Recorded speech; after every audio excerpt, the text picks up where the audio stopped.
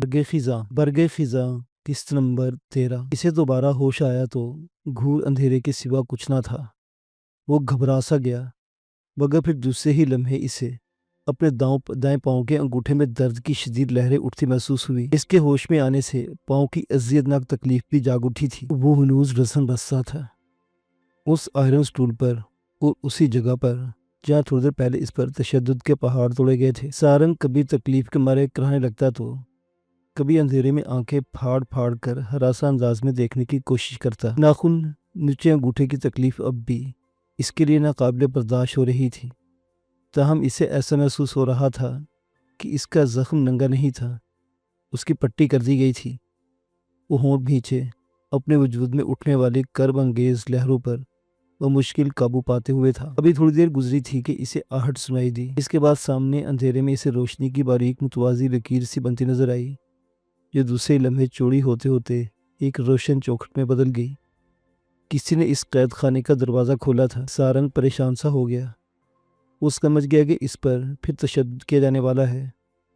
इसे सामने रोशन चौखट पर एक वर्दीपोश नजर आया। उसके हाथ में खाने के नाम पर एक ट्रेनुमा बर्तन था। इससे अंदर दाखिल होते ही अपने एक हाथ से स्विच टोल के कमरे में रोशनी कर दी थी। वो वर्दीपोश एहलकार सारंग के करीब आया। फर्श पर ट्रे रख थी।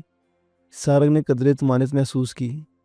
वो इसके लिए खाना लाया था। इस वर्दीपोश एहलकार के कांधों पर गन झूल रही थी। वो फर्श पर ट्रे रखने के बाद सीधा खड़े होते हुए सारंग के पसमुर्दा चेहरे की तरफ देखते हुए करख्त लहजे में बोला, मैं तुम्हारे हाथ पांव खोल रहा हूँ, मगर खबरदार कोई गलत हरकत मत करना वरना बुरी तरह पछताओगे। ये कहकर वो सारंग के करीब आया, जिसके हाथों पैरों को खोलने लगा। सारंग बेचारा बेरहमाना तशद्दुद के बाद वैसे ही अदमुआ हो रहा था। इसमें तो मज़ाहमत करने की भी हिम्मत नहीं रही थी।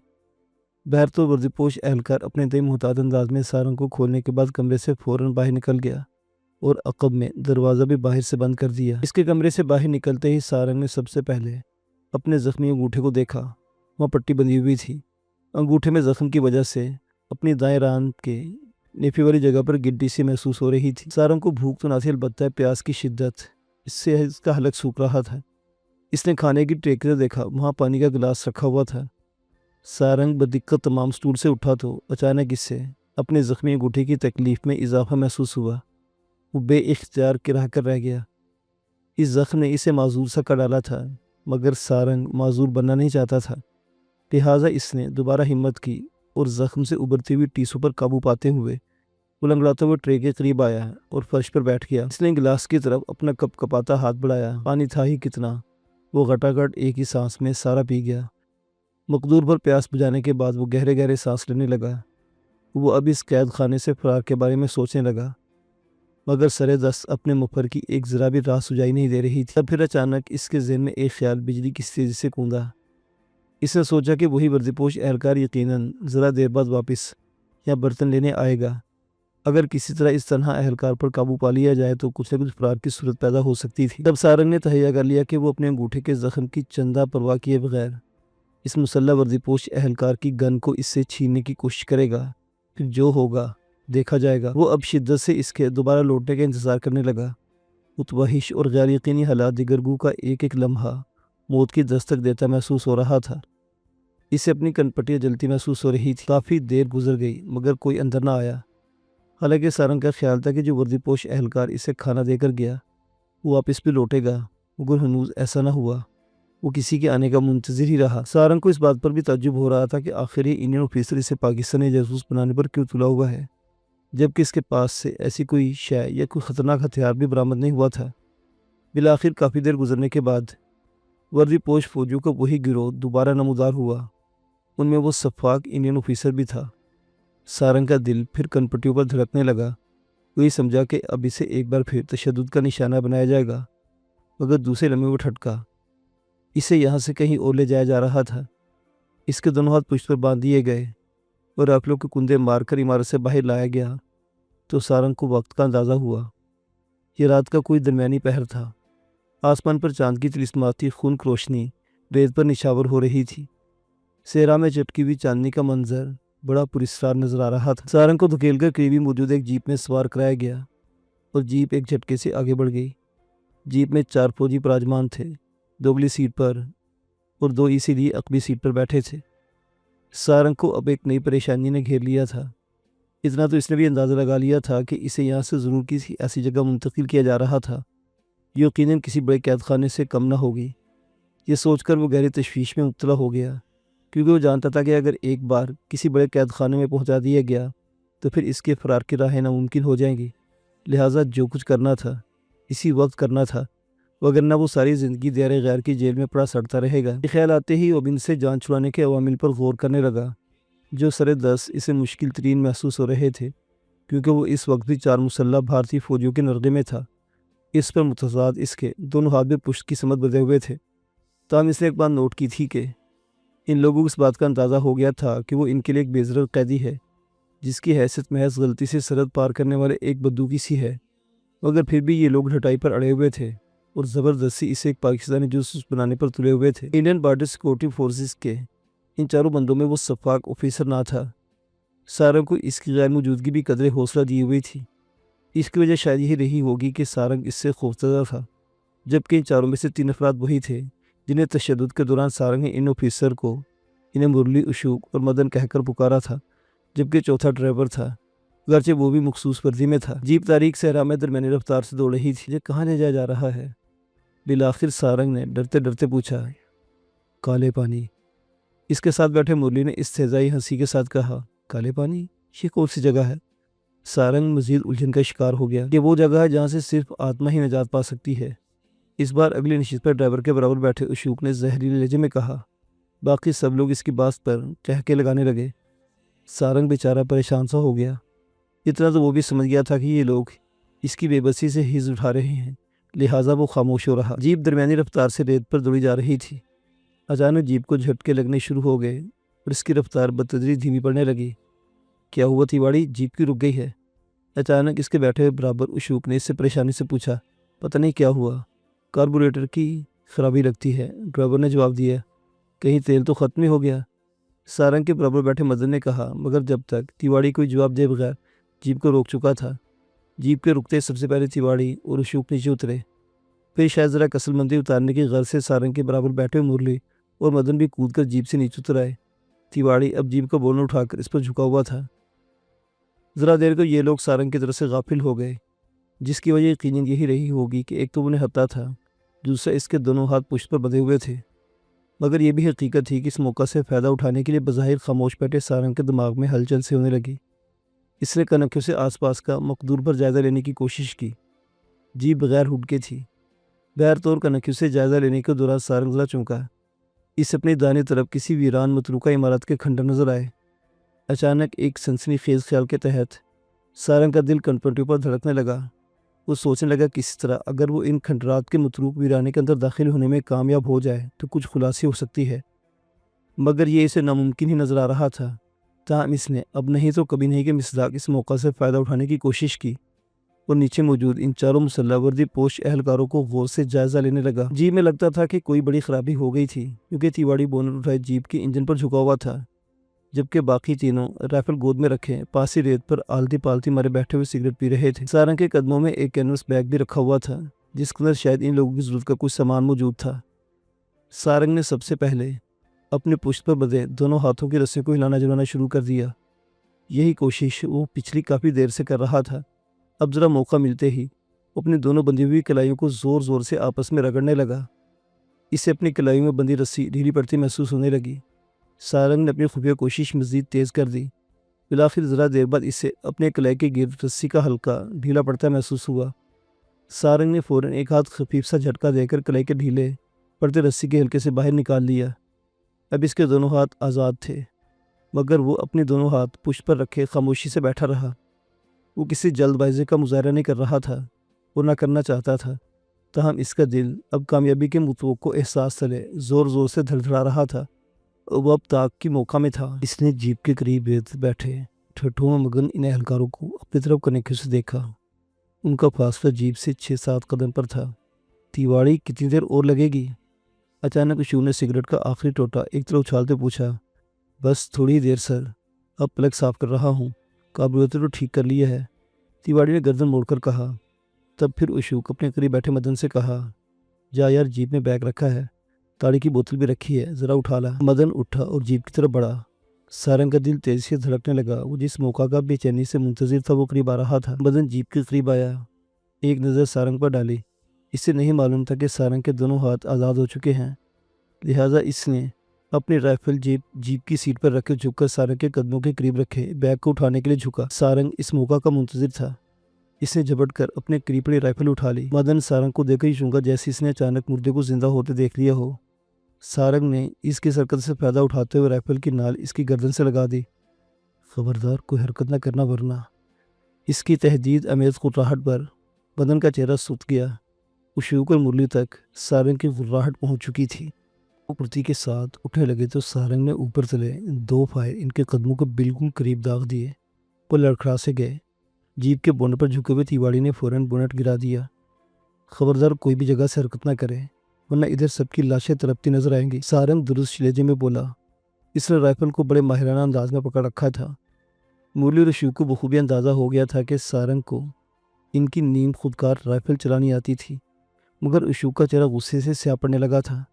इसके चेहरे पर उभरने वाली अचानक करख्तगी जारहाना इरादे को जाहिर कर रही थी। सारंग ने मुरली और अशोक को राइफलें फेंक कर एक कतार में मुंह मोड़कर खड़े होने का हुक्म दिया तो अशोक ने बायक जुम्बश अपनी राइफल सारंग पर सीधी करने की कोशिश की, मगर सारंग एक काया था। वो पहले इसके चेहरे के जारहाना तासुरात का अंदाज़ा लगा चुका था और इसकी तरफ से ज़्यादा मोहतात था। इधर जैसे अशोक ने अपनी राइफल सारंग पर सीधी करनी चाहिए, सारंग ने फौरन राइफल की लबलबी दबा दी। गोली ने अशोक के सीने का पंजर तोड़ डाला। वो चंद कदम पीछे से लड़खड़ाया और रेत पर गिरकर ठंडा हो गया। अब मुरली और मदन के चेहरे खौफ से पीले पड़ गए। सबसे ज़्यादा हालत गैर ड्राइवर तिवाड़ी की हो रही थी। अशोक का इबरतनाक इंजाम देखकर मुरली और मदन ने फौरन अपनी राइफलें परे फेंक दी, जिसे सारंग ने आगे बढ़कर उठा लिया। फिर सारंग को तिवाड़ी बुज़दिल सा महसूस हुआ, लिहाजा इसने इसे हुक्म दिया, मदन और मुरली के दोनों हाथों को पुष्ट के समर रस्सी से बांध दे। मरता क्या न करता कि मिसदाक तिवाड़ी ने ऐसा ही किया। अपने साथियों को रसन बस्ता करने के बाद वो जैसे सारंग के सामने बोतल के जिन की तरफ सर झुकाकर मज़ीद हुक्म बजाना लेने की दस बस्ता खड़ा हो गया। तिवाड़ी जी में अब कितना काम बाकी रह गया है? सारंग ने करख्त लहजे में से पूछा तो तिवाड़ी अपने हवास पर वो मुश्किल काबू पाते हुए थूक निकल कर बोला, जज जी बस प्लग फिट करना है तो करो, फिर जल्दी। खबरदार अगर तुम में से कोई चालाकी दिखाने की कोशिश करी तो, सारंग ने जहर खन लहजे में कहा। इसे अशोक की मौत का कोई दुख ना था। ये तो वो शख्स था जिसने इसके अंगूठे का नाखून खींचा था। अगरचे इस तशद्दुद में मुरली मदन भी इसके साथी थे, मगर सारंग बिला वजह खून खराबा करने का आदी ना था और अशोक को महज दिफा की वजह से कत्ल किया था। बैर तो ज़रा ही देर बाद तिवाड़ी ने जीप का बोनट गिरा दिया। जीप तैयार है, तिवाड़ी ने कहा। सारंग को मोटर गाड़ी चलाने का बखूबी तजर्बा था। वो वडेरिया की ज़मीनों पर ट्रैक्टर ड्राइवर भी रह चुका था, अक्सर शिकार वगैरह भी खेला करता था। आज सारे शौक इसके काम आ रहे थे, लिहाजा जब तिवाड़ी ने अपना काम मुकम्मल करने का ऐलान किया तो सारंग इसके दोनों हाथ भी पुष्प पर बांध दिए और जीप में आ बैठा। फिर से स्टार्ट करके आगे दश्त की लामुतनाही वसतों की तरफ रवाना हो गया। सधूरा की चीखों पुकार बराबर साबित हुई थी। जहाँ दाद उसके कारिंदे इसकी चीखों पुकार से घबराकर वहाँ से फरार हो चुके थे। अलबत्ता मोहल्ले वाले अब सधूरा के घर के सामने मजमा की शक्ल में जमा हो गए थे। सधूरा ने ऊपर से उतरकर इन्हें रोते हुए बताया कि चंद नामालूम अफराद इसे अगवा करने की नीयत से ज़बरदस्ती घर में घुस आए थे। मोहल्ले के जर्री लोग इसे तशल्लुद शफ़ी देकर अपने अपने घरों की तरफ रवाना हो गए। उस दिन खिलाफ मामूल परवेज़ जल्दी घर लौट आया। वो खासा परेशान और घबराया हुआ सा नजर आ रहा था। सधूरा ने इसके जुलीदा चेहरे को देखकर यही अंदाज़ा लगाया कि शायद इसे बाहर किसी ने आसूब होने वाले नाखुशगवार वाक़े के बारे में आगाह कर दिया है। अगरचे दुरुस्त था कि जब परवेज़ अपने मोहल्ले में दाखिल हुआ, जिसे गली में कुछ लोगों ने फ़ौरन इत्तला दे दी थी कि कुछ गुंडे इसकी बीवी को अगवा करने के लिए आए थे, मगर सधूरा के चीखने चिल्लाने की वजह से वो लोग अपने मज़मूम मकसद में कामयाब न हो सके थे। लेकिन परवेज़ की परेशानी की वजह कुछ और थी। सधूरा, ये कौन लोग थे जो तुम्हें अगवा करने की नीयत से आए थे? परवेज़ ने अजीब नज़रों से इसके हरासा चेहरे को देखकर कहा। सधूरा शशोपंज का शिकार थी। दर हकीकत वो इसे जहादात के बारे में बताना नहीं चाहती थी। ये तो शादी से कबल डॉक्टर फौजे ने मौसी के ज़रिए परवेज़ को पहले बता दिया था कि वो माजी में किन तल्ख तजर्बात से दो चार रही है, लेकिन परवेज़ को बहरहाल जहादात का नाम बताना ज़रूरी नहीं था। सधूरा ने नफ़ी में अपना सर हिलाते हुए इनकार किया। मैं तो इन्हें नहीं जानती, जाने कौन लोग थे वो? परवेज़ ने बरमाती आंखों से इसके घबराए हुए चेहरे को घूरते हुए कहा। झूठ मत बोलो सधूरा, तुम लोगों को अच्छी तरह जानती हो। फिर कदर तवक्को के बाद इसे ज़रा मुतहम्मिल लहजे में समझाते हुए बोला, देखो सधूरा, यही लोग जो तुम्हें अगवा करने की नीयत से आए थे, आज मेरे होटल भी आए थे। परवेज़ ने इतना बताया तो सधूरा धक से रह गई।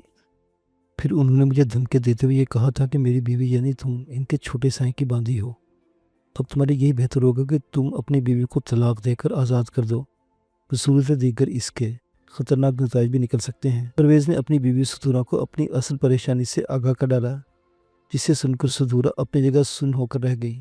دیکھو ستورہ، اگر تم اس بدماش کے بارے میں بتا دو تو میں صحیح طور پر اس کے خلاف کوئی قدم اٹھا سکوں گا، پرویز نے آخر میں ستورہ سے کہا۔ ستورہ در حقیقت خود بھی چاہتی تھی کہ جہاں دار جیسے موذی سے اس کی جان چھوٹ جائے جو یہاں تک آ پہنچا تھا، لہذا یہ فیصلہ کرتی اس نے گہری سانس لے کر خود کو قدرے پرسکون کرنے کی کوشش کی، پھر بولی، ہاں اب ان حالات میں یہ بہتر ہے کہ آپ کو اس بدماش کے بارے میں آگاہ کر دوں جس مردود نے میری عزت برباد کی تھی۔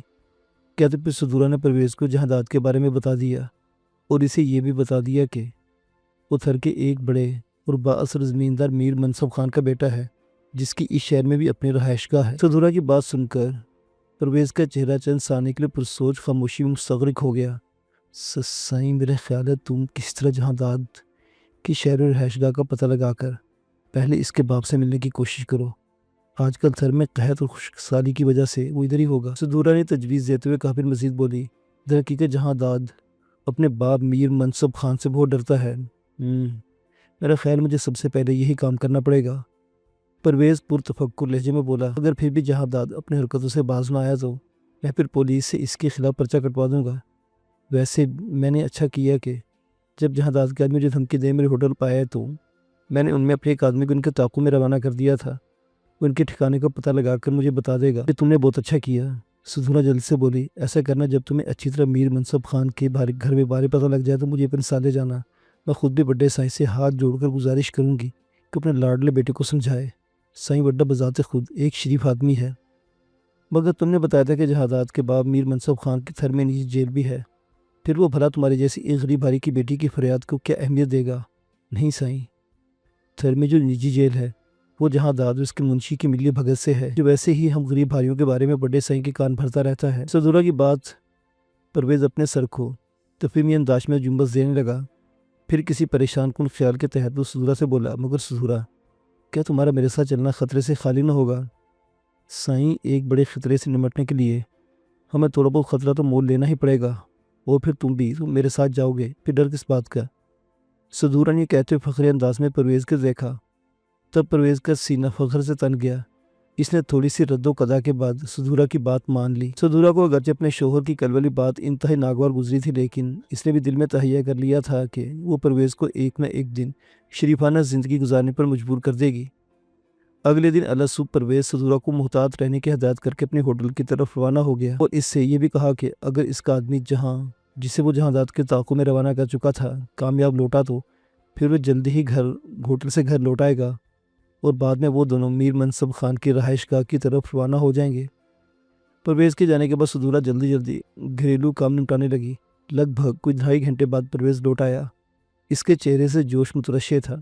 اس نے ستورہ کو بتایا کہ جہادات یعنی اس کے باپ میر منصب خان کی رہائش گاہ کا پتہ لگ گیا ہے جو ڈیفینس کے علاقے میں ہے۔ بس پھر کیا تھا؟ ستورہ نے اپنی چادر سنبھالی اور پرویز کے ساتھ بھولی۔ پرویز نے گھر کو تالا لگایا، پھر وہ دونوں بس سٹاپ پر آ گئے۔ ستورہ کا دل جانے کیوں اندیشناک وسوسوں تلے بری طرح دھڑک رہا تھا۔ اسے بار بار یوں محسوس ہو رہا تھا کہ وہ دانستہ خوخار بھیڑیوں کی کچھار میں جا کر غلطی کر رہی ہے، مگر پھر پرویز کی موجودگی محسوس کر کے اسے قدرے حوصلہ ہوا۔ دونوں میاں بیوی بس کے انتظار میں کھڑے تھے، ستورہ گرد و پیش پر بھی محتاط نظریں رکھے ہوئے تھی۔ پھر ذرا دیر بعد ان کی مطلوبہ نمبر کی بس آ گئی، وہ دونوں جلدی سے بس سوار ہو گئے۔ پرویز نے ستورہ کو یہ بھی بتا دیا تھا کہ اس نے کوٹھی کا پتہ لگانے کے بعد اپنے آدمی روانہ کر دیا تھا۔ ڈیفینس کا علاقہ یہاں سے زیادہ دور نہ تھا۔ دونوں میاں بیوی چرنگی پار کرنے کے بعد ڈیفینس کے علاقے میں داخل ہو گئے۔ پرویز چونکہ پہلے اپنی مطلوبہ کوٹھی کا پتہ معلوم کر کے آیا تھا، اس لیے ان دونوں کو اس کی تلاش میں بھٹکنا نہ پڑا، مگر میر منصب خان کی کوٹھی کا راستہ انہیں پیدل ہی طے کرنا تھا۔ دونوں تیز قدموں سے آگے بڑھنے لگے۔ اندر کا علاقہ خاصا ویران تھا، 2 رویا عالیشان بنگلوں اور کوٹھوں کی قطاریں تھیں۔ اچانک انہیں اپنے عقب میں کسی گاڑی کے انجن کی گڑگڑاہٹ محسوس ہوئی، پھر دوسرے ڈب میں ایک سفید رنگ کی لینڈ کروزر ان کے بالکل پہلو میں آ کر جھٹکے سے رکی۔ وہ دونوں ٹھٹک کر رکے، ابھی وہ سنبھل بھی نہ پائے تھے کہ لینڈ کروزر سے 4-5 مسلح آدمی اترے اور ان پر رائفلیں تان کر غصیلے لہجے میں بولے، خبردار کو حرکت کرنے کی کوشش مت کرنا ورنہ ادھر ہی تم لوگوں کو گولوں سے بھون دیا جائے گا۔ ستورہ کی سہمی ہوئی نگاہ لینڈ کروزر کی اگلی نشست پر بیٹھے جہادات پر پڑی تو اسے غش آ گیا۔ پرویز بھی صورتحال سے پریشان ہو گیا۔ تب آنن فانن ان مسلح افراد نے صدورہ کو سنبھالتے ہوئے حیران و پریشان کھڑے پرویز کو بھی لینڈ کروزر میں سوار کرا دیا اور وہاں سے ہوا ہو گئے۔ عزیز سامعین حضرات، یہ داستان ابھی جاری ہے۔